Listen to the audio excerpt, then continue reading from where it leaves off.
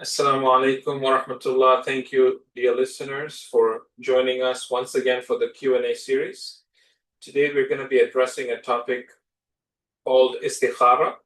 The question that came in was, what is Istikhara, and is it not, how are you supposed to interpret the results based on whether it's good or bad? And so Sheikh had addressed this, but we just wanted to quickly read out what it is meant for and what it is not meant for. What should it be used for? What should it not be used for? So what is istikhara not for? It is not for matters that are wajib or haram. There is no choice to seek. It is not a substitute for using one's intellect, planning, or taking responsibility. It's not for everyday decisions or habitual reliance instead of effort. It's not to override clear expert advice or establish facts. On the other hand, istikhara should be used for situations of real doubt after reflection has been put into consideration, only in permissible matters, or after thinking things through, or after consulting believers with expertise, because that alone is also a form of istikhara.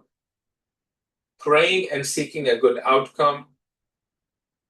So interpreting repeated negative istikhara. So sometimes people are questioning, how do you read those results?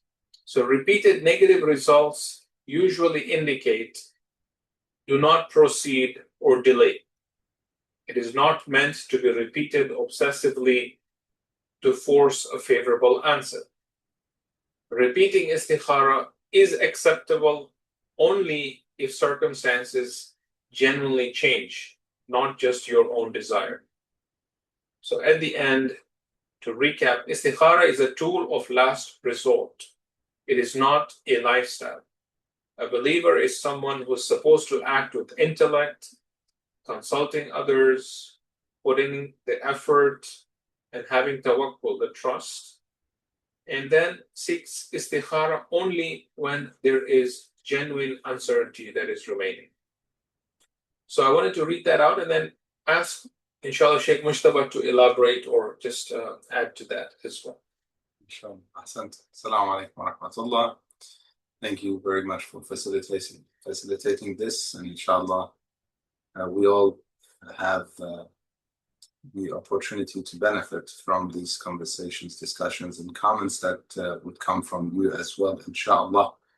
So as Brother Ali read the question and the previously answered question, or the previous answer that was provided, just in very brief comments on that.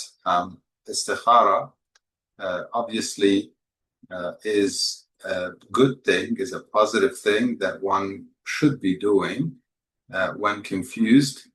And in matters, there is, just to be clear, there is another type of istikhara that is commonly known by other schools besides the school of Ahlul Bayt, which is suggested to be simply seeking good things from Allah subhanahu wa ta'ala, not any question. So for them, it's talabul khair, to seek good things. So there's no question, it's just a prayer and asking God for a good outcome. That's all what it is to them. So we're not speaking about that, just to be clear. We're not speaking about that prayer and asking God for a good outcome that we do all the time, and we refer to that as dua, asking and supplicating. When we say istikhara, we are seeking some sort of a sign from Allah subhanahu wa ta'ala, whether it be with a tasbih or with a Quran, or even one of the methods of istikhara is to consult somebody, consult a believer. And before you consult them, especially one who has expertise on the matter that you're consulting them on, before you do that, you say, Ya Allah, you pray, you do your dua, Allahumma salli ala Muhammad wa ala Muhammad.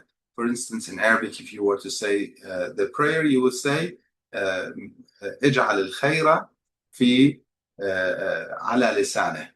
Make the good things that is, the good path for me, make it come on his tongue, from his words, from or her words, whoever you're consulting. So that is one form of istikhara. Another form is, as we said, the subha, or the opening the Quran, seeking some answer that we would get from the ayat that we would see from as we open the Quran. So the question is, how often should we do it? Should it be done often? And I think that was addressed. One should use their intellect, consult others, rely on Allah subhanahu wa ta'ala when there is no need, no concern, no real confusion.